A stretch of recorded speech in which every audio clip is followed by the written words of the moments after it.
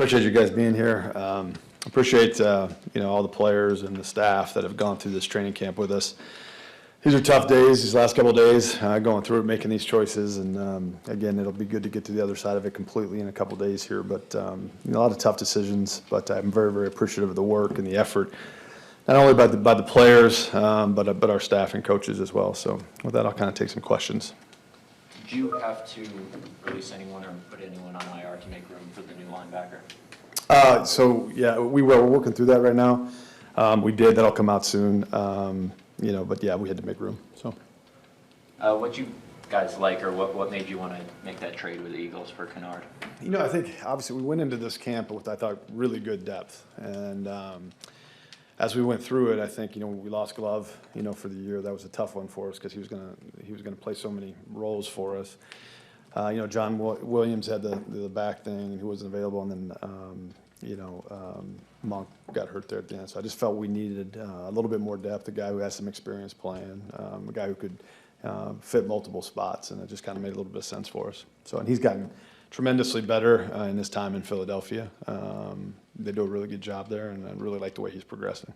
Ryan, why go a different direction with the practice squad quarterback than the guys that you had here? You just think that maybe there's something better out there for you? Yeah, I think it's, and you guys know this, we like to kind of churn the practice squad a little bit, the back end of the roster, to take a look at things. Sean's been here and done a really good job for us, but he's been here a few years, and we just kind of thought that we wanted somebody that maybe a little bit further than Taylor is, but also somebody that we might want to look at a little bit differently, so that's why. What happened with Oliver? When camp started, you thought he'd be back. What happened there? And with a guy who's missed that much time, yeah, a rookie 5th-round pick, can you expect him to give you any help this year? Yeah, the timing of that was really tough on him because he's kind of coming right into a period of time where he's starting to get to the point where he could get out there and do some things in practice for us. But to your point, he missed so much time that it was kind of like, okay, well, as a rookie player, let's give him the time to really get healthy. And then hopefully at a point this season we can open up that practice window and let him get those practices under his belt so that he can help us. But no, I'm still very optimistic that he could help us, not only this year, but hopefully in the future as well. You could see still putting him on the 53, 7-8 weeks into the season? I do. He's unique because of his athleticism and speed, he can kind of play multiple roles, not only on defense, but in special teams as well. So I think there's a way that, getting him into practice, that he could come out there and help us, whether that's situationally special teams or even on defense as well. So. Hey, Goody. I don't apologize for questions very often. I probably should, given how long Yeah, some of them lots. No, I'm just kidding. But Waller's is good at his job. You know what your fans are talking about today. I'm curious. I'm not going to ask about anybody specific. I know better than that. But philosophically, you were in on Khalil Mack a few years ago, right? Mm-hmm. I'm curious, when it comes to really bold strokes, how do you view those? How do you view them as a risk? How do you view them as a reward? How do you kind of process ideas like that if you want to get involved in them or not? Yeah. I think you got to, first of all, it's your team and how certainly every decision affects your football team. Obviously, there's so many different factors in it, who the player is, medical, certainly, cap-wise. But yeah, I think, you have to look at everything. Any opportunity to help your football team, you have to look at and discuss as a group. And we do that all the time. We do, it's almost daily, you know what I mean? I think what someone might consider a bold move, someone else might not, you know what I mean? We signed a practice squad guy today. I might consider that a bold move, you know what I mean? Somebody else might not. So, I think every opportunity that's out there to help your football team, we've always taken a look at, try to see how it affects us right now, how does it affect us in the future, and make the best decision we can. Sometimes we've been right, sometimes we've been wrong. Sometimes we've taken risks that really worked out for us. Sometimes it didn't. Sometimes we didn't take risks and we look back and we wish we would have. And sometimes, as Ted used to say, God helps those that can't help themselves a little bit sometimes. So sometimes the best deals you make are the ones you don't, and so you just I think you weigh everything and you weigh what is in the moment and what is in the future as well. Brian, I'll ask it a little more directly. Would you, if a player like Micah Parsons were available and the price would be as high as that? Was that something you would even entertain? Yeah, first of all, I can't talk about any players on any other teams, but I think, again, every opportunity that's out there that if we think it could help the Packers, we're going to take a long, look at. And, again, if that opportunity makes sense to us, then we'll do it, and if it doesn't, we won't.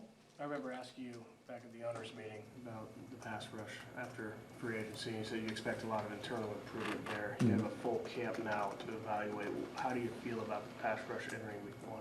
Yeah, I'm pretty excited, and I know that you guys have been around for camp and in the preseason games. They've done a really nice job, so, I really like the way they've been working. I think DeMarcus Covington has done an excellent job with the front, and then half the way he ties in the backers and everything else with that stuff. I really like the way we're trending. I think I've seen individual improvement from a number of guys, but I think most importantly, I've seen just, kind of the coordination between the entire group and what we've been able to do so far.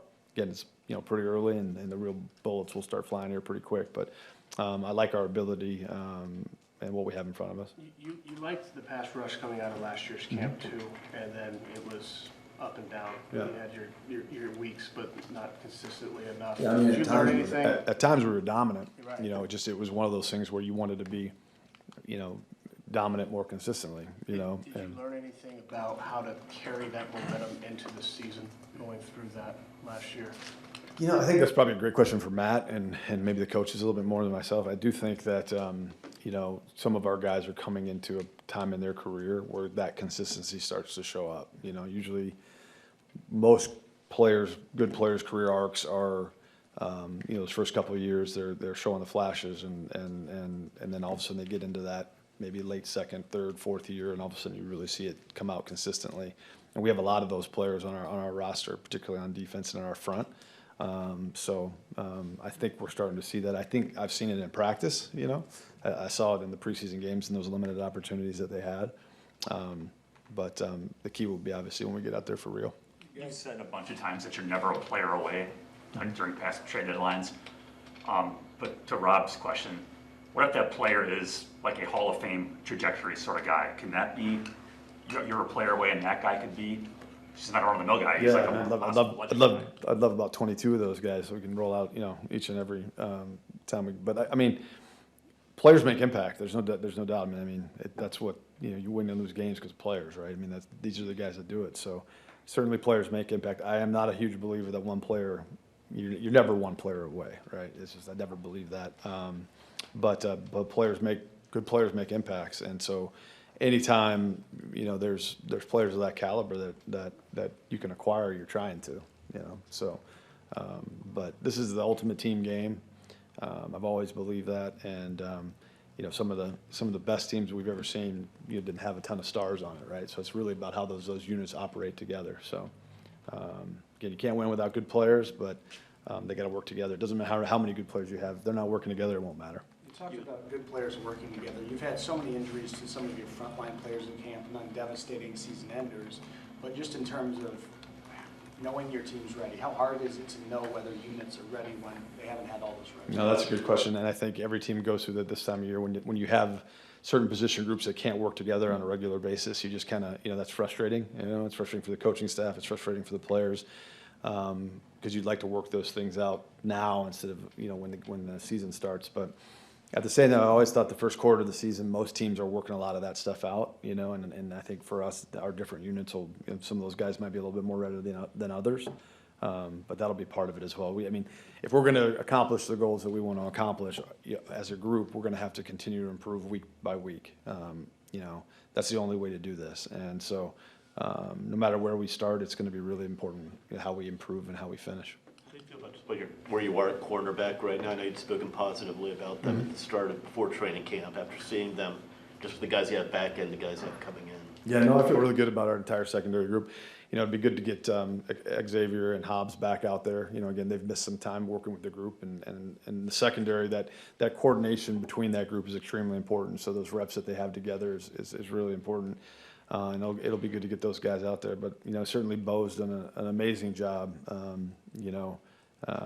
making that transition. And I'm really excited about, not only right now what he does for us as a football team, but what he'll do in the future as well. And then certainly, Haddon and Micah stepped up and did a really nice job for us. I think those are guys that are going to continue to, not only on defense, but special teams, ascend to where we can really count on them. Do you think Hobbs or Jaden Reed will be ready by week 1? I'm very hopeful, for that, and I think they're trending the right way, but again, we'll see. And also, what did you see from Stackhouse this preseason to give him that spot? And is he close to playing meaningful snaps for you in a real game? Yeah, I think a lot of us were very excited about him, that he could do that if called upon. He's the same guy we saw at Georgia. You guys have seen him. He's got excellent size, excellent power. He's very hard to move off the spot. And I think the one thing that I think he really improved even from his time at Georgia was his ability to stack and then cross a blocker's face to get to the ball. Like, he made a lot of plays this camp where he held the point and was able to get across the guy's face to make plays on the ball. So now him and Brinson, I think, for two young guys with that size and that athleticism, I think I'm really, really excited about those two guys and how they could help us this year. Talking to Stackhouse during camp, he let us inside a little bit with the narcolepsy and the stuff that he's battled with sleep apnea. At what point did you become aware of that? Was it before he got here, after, and how have you guys navigated that with it? Yeah, no, our scouts were aware of that. Probably before the 24 college season started. That was something that he's dealt with for a while, and so we were very aware of that going into it. So I think our staff, our medical staff, under Flea and Nate and those guys, and really our whole staff as a support staff as a whole, did a great job kind of setting him up for success. I think attacking that on the front end and everybody understanding what he was dealing with allowed him to kind of really overcome. This really hasn't been an issue. Right. That undrafted streak hitting 21 years now, or it's poised to, with this game against Detroit. How do you view that, and just how important is that aspect of what you guys do in the player acquisition? Yeah, the only time I know about is when you guys bring it up. I do think we have a tremendous history with our undrafted free agents. And we put a lot of time into it, a lot of work. And I think also across the league, agents understand that when players come here, they're going to get an opportunity, no matter if they're, if a guy's drafted in the second round and there's a UDFA here, they're going to get the same chance in some instances, Again, we don't have an owner that's looking over us asking why we did this, why we did that. We're able to keep these guys, and there's not a lot of questions about it. We just keep what we think is the best players for our football team. So I think we have a great history there, I think, and the most important thing to me is that the community understands that if they send their player to Green Bay, he's going to get a fair shake, and he's going to have a chance to make the football team. Matt said there was a study from the NFL that said, boy, if some of your starters play some in the preseason, the injuries go down in September. So talk about those discussions, and you played a lot of starters on Saturday. Was that because you need to see some reps, or because you're kind of buying into that? Yeah, I think, again, we've talked about it before, just how that delicate balance, right? Getting your team ready to play versus keeping them healthy. But I think, particularly guys that handle the ball, you want to have them take some of those hits before they get into the first game, right? You want them to feel that and understand what that's about. And I think it's just working on your craft. And there's a risk there. There absolutely is. And I think every team's a little bit different. And I think Matt has a great feel for what he thinks our football team needs. And I'm always supportive of it. There's part of me that, doesn't want to play any of these guys. Just, hey, let's just show up for the first game and play. And that way I know we're healthy. But the reality is, if we're going to reach where we need to reach, we needed to work the last 6 weeks. The team did a great job doing that. We got a long ways to go, but I thought the decisions that Matt made as far as who was playing, who wasn't, through the joint practices and the preseason games, I thought it ended up being really, really good for us. Brian, I know it's always about the whole body of work, but is there anybody that just in the final week, the joint practice with the Seahawks, the last preseason game, that you felt really just suddenly rose up and snatched a roster spot? Yeah, that's a good question. I don't necessarily, I wouldn't say this. I think, Kamal hadn't had an opportunity. He was nicked up there a little bit at the beginning, and he played really well in the last couple preseason games, the last couple weeks. But I wouldn't say they just rose up and surprised anybody. I think it was just a matter of him getting out there and getting his opportunities, because he had a nice spring as well. So I wouldn't necessarily say that. I think there was a lot of our younger players, rookies and others, I thought significantly improved over the final couple weeks of of training camp, which is a great sign because it just means the process is kind of working, and that those guys were putting in the time, and then there was benefit at the end. So, you know, it's credit to our staff, credit to the players. I mean, they did a nice job with that. They certainly got better from preseason game 1 to preseason game 3. What do you think of the body of work that Jordan had in camp, obviously interrupted with the surgery, and where he's at right now? Yeah, unfortunate, you know, that he kind of had that pause there, but again, that's football. You know, that was a tough decision he made to do what he did. I think it was the right one, but I think Matt did a great job with the 7-on-7 and just trying to keep him ahead of the curve a little bit. You know, then I think he's obviously has enough experience under him that I think he's going to be ready to go. But again, between our receivers and him being kind of nicked up, we certainly haven't had the amount of work that you would have liked, you know. You know, there's a lot of trust there with him as far as getting himself ready to play, you know, week 1. At the receiver position, what did Malik Heath do during this camp to kind of differentiate himself? Well, obviously Malik's made our team, you know, last few years, and he's kind of got a, you know, he's proven in this league with some of the things he does. I mean, he is a gritty, tough, you know, receiver that will go in and do some things that not all receivers are willing to do. He actually can help us on special teams because of his size and strength and athletic ability, which some guys, you know, that's a little tougher for receivers. You know, I think, you know, he's continued on his path to get better, but, you know, his size, physicality, and kind of his mentality are something that we've always kind of appreciated.